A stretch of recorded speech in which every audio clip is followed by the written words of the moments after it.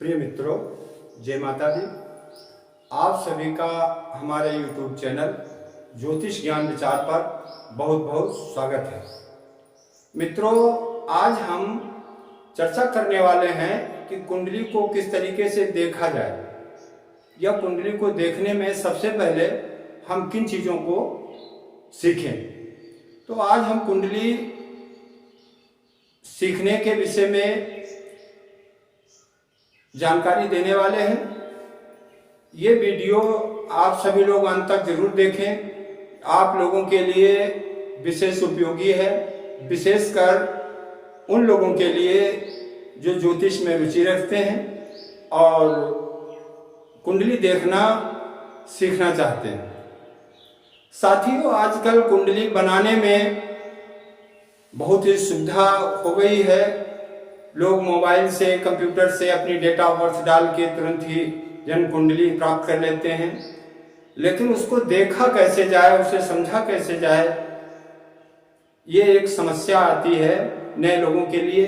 तो आज हम इसी विषय पर चर्चा करने वाले हैं और आज हम आप लोगों को बताएंगे कि कुंडली देखने के लिए सबसे पहले हमें क्या करना होता है। तो साथियों, आप लोगों के सामने बोर्ड पर ये कुंडली हमने बना रखी है, ये आपको दिखाई दे रही है। कुंडली में ये 12 कोष्ठक आपको दिखाई देते हैं। इनको कुंडली का घर या भाव कहा जाता है। किसी भी कुंडली को समझने के लिए इन 12 भावों की जानकारी होना बहुत ही आवश्यक होता है। ये एक नंबर जहां पे लिखा है, आप देख रहे होंगे, यहां पर ऊपर लिखा है लग्न। ये लग्न स्थान होता है, अर्थात हम भावों की गणना यहां से शुरू करते हैं और यहां से इस प्रकार से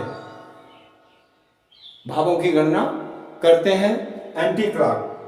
यहाँ पे नंबर 1 पड़ा हुआ है, ये पहला भाव है। यहाँ पर 2 पड़ा हुआ है, ये दूसरा भाव है। फिर यहाँ पर ये 3 लिखा हुआ है, ये तीसरा भाव है। और फिर 4 लिखा हुआ है, ये चौथा भाव है। इसी प्रकार से ये कुंडली के 12 भाव आपके सामने दिखाई दे रहे हैं। अब हमें देखना है कि किस भाव से हम किस विषय की जानकारी करते हैं। तो साथियों, किसी कुंडली में जो पहला भाव है उसको हम लग्न कहते हैं। लग्न परिवर्तित होती रहती है। 24 घंटे में 12 लग्नें जो हैं उनका चक्र पूरा होता है। तो इस हिसाब से लगभग 2 घंटे की एक लग्न पड़ती है।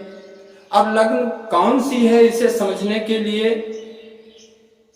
आपको देखना पड़ेगा कि जब किसी जातक का जन्म हुआ तो सूर्य किस राशि पर गोचर कर रहा था। सूर्य जिस राशि पर गोचर करेगा, प्रातः काल उसी लग्न में सूर्य का उदय होता है और उसके बाद क्रमशः 2-2 घंटे के अंतर से लग्नें बदलती रहती हैं। तो ये लग्नों का रखने का तरीका है। आगे हम और आपको विस्तृत और स्पष्ट जानकारी देंगे। पहले हम भावों पर चर्चा करते हैं। साथियों, पहला भाव जो है कुंडली का, वो हमारा शरीर होता है। किसी भी जातक के पहले भाव में अगर अच्छे ग्रह पड़े हैं, मतलब षष्ठमेश, अष्टमेश या द्वादश भाव के स्वामी ना हो, कोई पाप ग्रह ना हो, या लग्न का स्वामी जो है वो पाप ग्रहों से पीड़ित ना हो, तो जातक का स्वास्थ्य एकदम अच्छा रहता है और उसका शरीर सुंदर होता है। हम प्रथम भाव की स्थिति को देखकर जातक के शारीरिक संरचना का अनुमान और विचार करते हैं। तो आप लोग समझ गए होंगे कि कुंडली के प्रथम भाव से हम किसी जातक के शरीर की संरचना का अनुमान लगाते हैं, उसके स्वास्थ्य का विचार करते हैं। अब आगे बढ़ते हैं तो दूसरा भाव है जहां पे नंबर 2 लिखा हुआ है, ये दूसरा भाव कुंडली का ये धन का होता है और यहां से परिवार और कुटुंब का भी विचार किया जाता है। अगर धन भाव में सौम्य ग्रह है और धन भाव का स्वामी अच्छी स्थिति में है तो जातक धन धान से संपन्न होता है, अन्यथा उसके जीवन में धन अभाव की स्थितियां बनती हैं। परिवार से जातक का तालमेल कैसा रहेगा, इस स्थिति का ज्ञान भी हमें दूसरे भाव से करना पड़ता है। अब आगे बढ़ते हैं, नंबर 3 लिखा हुआ है, ये आप देख रहे होंगे, इसके नीचे लिखा है छोटे भाई और छोटी बहनों का विचार हम किसी जातक की कुंडली में तीसरे भाव से करते हैं और साथ ही हम जातक की पराक्रम शक्ति यानी वो कितना मेहनती है, कैसा साहस है उसके अंदर, इस चीज का विचार हम किसी कुंडली में तृतीय भाव से करते हैं। आगे बढ़ते हैं तो हमें नंबर 4 ये लिखा हुआ है, नंबर 4 नंबर जो है वो कुंडली में आपका केंद्र भी है। कुंडली में साथियों 4 केंद्र होते हैं, ये पहला केंद्र है लग्न, ये दूसरा केंद्र होता है और ये सप्तम भाव तृतीय केंद्र होता है और दसम भाव चतुर्थ केंद्र होता है। सामान्यतः केंद्र में पड़े हुए ग्रह बलवान होते हैं और अच्छा फल देते हैं। तो चतुर्थ भाव जो है उसमें लिखा है, आप लोग देख रहे होंगे, यहां लिखा है माता, फिर मकान, जमीन और सुख। चतुर्थ भाव से माता का स्वास्थ्य कैसा रहेगा, माता का स्नेह हमें कैसा मिलेगा, हमें माता से लाभ होगा या नहीं होगा, हमारी स्थायी संपत्ति जैसे भूमि है, भवन है, जमीन प्रॉपर्टी आदि की स्थिति कैसी रहने वाली है, इस बात का विचार हम जातक के चतुर्थ भाव से करते हैं। आगे बढ़ते हैं पंचम भाव। तो पंचम भाव में आपको पांचवा भाव जो है उसमें आपको लिखा हुआ दिखाई दे रहा होगा संतान, प्रेम, विद्या और मित्र। मतलब पंचम भाव से हम किसी जातक की इन चीजों का विचार करते हैं। उसके जीवन में प्रेम की स्थिति क्या रहेगी, उसकी विद्या का स्तर क्या होगा, संतान के संदर्भ में उसकी भाग्य क्या कह रही है, संतानें कैसी होंगी, इन सारी चीजों का विचार हम कुंडली के पंचम भाव से करते हैं। आगे बढ़ते हैं नंबर 6। तो 6 नंबर पर लिखा हुआ है रोग, कर्ज और दुर्घटना। साथियों कुंडली में 6वां भाव, 8वां भाव और 12वां भाव ये शुभ नहीं होते हैं। मतलब इन भावों का अगर प्रभाव कुंडली पर पड़ेगा तो वो हमेशा निगेटिव ही होगा, कष्टकारक होगा। इसलिए इन भावों को त्रिक भाव कहते हैं और ये कष्ट की स्थिति को ही दर्शाते हैं। तो साथियों 6वां भाव है रोग, कर्ज और दुर्घटना।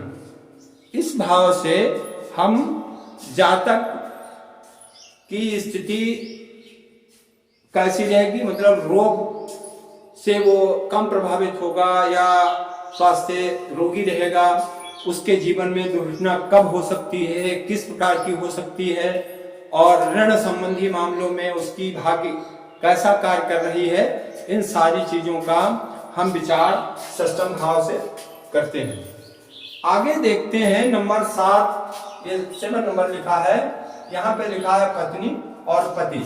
मतलब अगर कुंडली किसी स्त्री जातिका की है तो उसके लिए हम पति का विचार इस भाव से करते हैं और अगर कुंडली किसी पुरुष की है तो हम उसकी पत्नी का विचार इस भाव से करते हैं। और कारोबार व्यापार का भी 7वां भाव विचारणीय होता है। तो साथियों अगर 7वें भाव में कोई पाप ग्रह बैठा हुआ है या पाप ग्रहों से 7वें भाव में दृष्टियां पड़ रही हैं और 7वें भाव का स्वामी कहीं अष्टम या द्वादश में पड़ा है तो ऐसे जातक के विवाह में समस्याएं आती हैं और उसका दाम्पत्य जीवन कष्टपूर्ण रहता है। उसके व्यापार कारोबार में भी उतार चढ़ाव होता है, बार बार व्यापार परिवर्तन की स्थितियां पैदा होती हैं। तो ये सारी चीजें किसी कुंडली में हम सप्तम भाव से विचार सकते हैं, देख सकते हैं। आगे अष्टम भाव होता है मृत्यु और नाश का, और नीचे लिखा है पराविद्या। पराविद्या का मतलब है तंत्र मंत्र या गूढ़ ज्ञान की प्राप्ति, किसी विषय की खोज करना, यहाँ तक कि पीएचडी वगैरह करना, जो डॉक्टरेट करते हैं और नई चीजों का अन्वेषण करते हैं, उनका अष्टम भाव बलवान होता है। तो ये अष्टम भाव से हम विचार करते हैं। अब आगे बढ़ते हैं नवम भाव। तो नवम भाव में आपको लिखा हुआ दिखाई देगा धर्म, भाग्य और विद्या। अब आप विचार करेंगे कि विद्या यहां भी लिखा है, विद्या यहां भी लिखा है।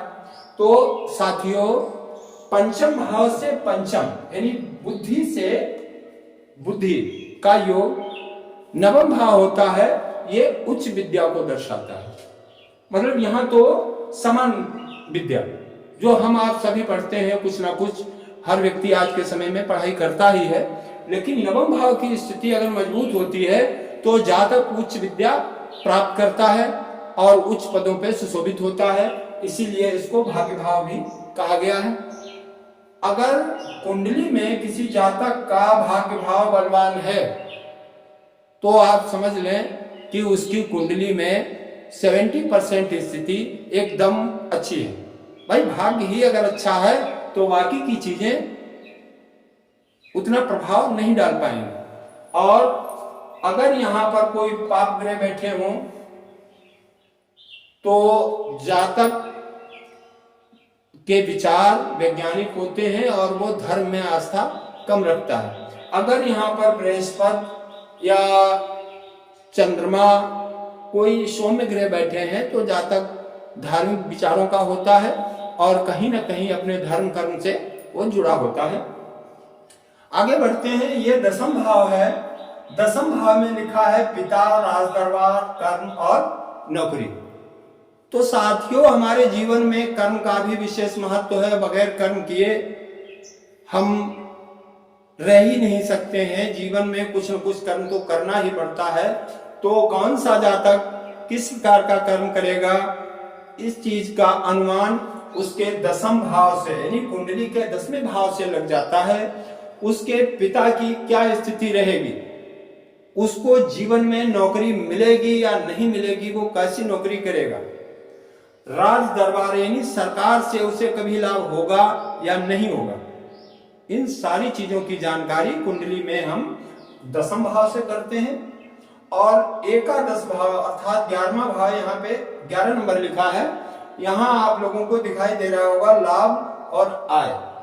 मतलब यहां से हम जातक की आमदनी यानी आय का अनुमान करते हैं कि जातक अपने जीवन में कितना धन अर्जित करेगा, किस प्रकार का उसका कार्य होगा, उसको कितना धन मिलेगा। इस प्रकार का विचार हम 11वें भाव से करते हैं। और अंत में 12वां भाव जो है वो द्वादश भाव 12वां भाव है, जहां पे लिखा हुआ है व्यय। व्यय मतलब खर्च और विदेश यात्रा का भाव है। कई बार विदेश यात्रा का भाव अगर राहु केतु वगैरह से पीड़ित हो या कहीं ऐसे योग बन रहे हो मंगल राहु के, तो जातक जेल यात्रा भी करता है। विदेश यात्रा के साथ जातक को जेल यात्रा भी करनी पड़ती है। ये सारे विचार हम भावों से करते हैं। तो साथियों, हम अब एक चीज आप लोगों को और बताना चाहते हैं कि कुंडली में भाव हमेशा स्थिर रहते हैं।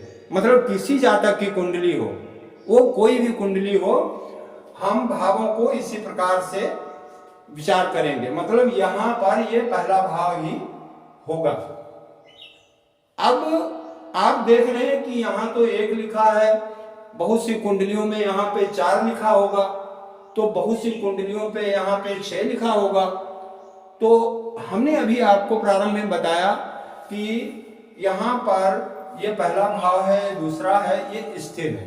लेकिन जो नंबर लिखे हैं 1 2 3, ये नंबर जो हैं ये दरअसल भावों के लिए नहीं लिखे गए हैं, बल्कि इन नंबरों का मतलब राशियां होता है। ज्योतिष में 12 राशियां होती हैं और उन्हीं राशियों को दर्शाने के लिए हमें ये नंबर लिखने पड़ते हैं।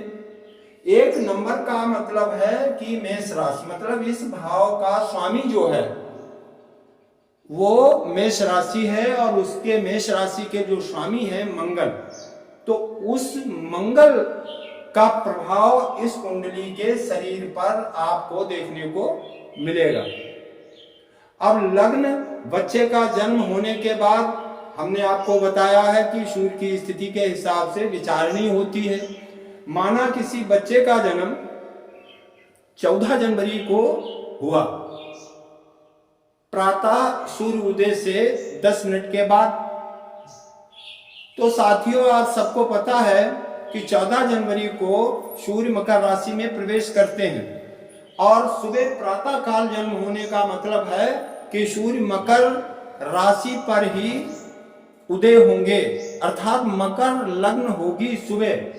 तो अगर किसी बच्चे का जन्म 14 जनवरी, 15 जनवरी, 16 जनवरी को प्रातः काल सूर्योदय के समय होगा, तो उस बच्चे की लग्न में यहाँ 1 नहीं लिखा जाएगा मित्रों। 10वीं राशि होती है मकर, तो यहाँ पर ये 10 वाला नंबर यहाँ होगा और उसके बाद हम 10 के बाद क्या यहाँ लिखेंगे 11, फिर यहाँ लिखेंगे 12, फिर यहाँ लिखेंगे 1 और 2। इस प्रकार से हम 12 नंबरों को सेट कर देंगे। तो ये था भाव परिचय। लग्न को हम कैसे निकालते हैं ये हमें थोड़ा अभ्यास करना पड़ेगा। पंचांग में देखकर भी लग्न का विचार किया जा सकता है और इस विषय को हम अगले वीडियो में थोड़ा स्पष्ट रूप से बताने का प्रयास करेंगे। अब साथियों थोड़ा सा समय हम देते हैं कि भाव के साथ में जो अभी हमने बताया कि नंबर जो होते हैं वो राशियों को दर्शाते हैं। अब राशियां आप सामने बोर्ड पे लिखी हुई देख रहे हैं, ये 12 राशियां होती हैं क्रम से। नंबर 1 मेष राशि और स्वामी है मंगल। नंबर 2 वृष राशि, तो इसका स्वामी है शुक्र। नंबर 3 मिथुन राशि और इनके स्वामी है बुधदेव। नंबर 4 कर्क राशि और स्वामी है चंद्रदेव। नंबर 5 सिंह राशि और स्वामी है सूर्यदेव। इसी प्रकार नंबर 6 कन्या राशि और इसके भी स्वामी बुधदेव हैं। नंबर 7 में तुला राशि और स्वामी है शुक्र। नंबर 8 में वृश्चिक और स्वामी है मंगल। इसी प्रकार से नंबर 9 धनु, नंबर 10 मकर, नंबर 11 कुंभ। मकर और कुंभ दोनों राशियों के स्वामी शनिदेव हैं और धन तथा मीन अंतिम राशि होती है मीन, इनके स्वामी बृहस्पति देव हैं। तो ये था भाव परिचय और राशि परिचय। तो साथियों अब हम आप लोगों से आग्रह करेंगे कि आप हमारा चैनल सब्सक्राइब कर लें और लगातार अंत तक वीडियो देखें। आप लोगों को ज्योतिष की विशेष जानकारी मिलती रहेगी। इसी के साथ जय माता दी।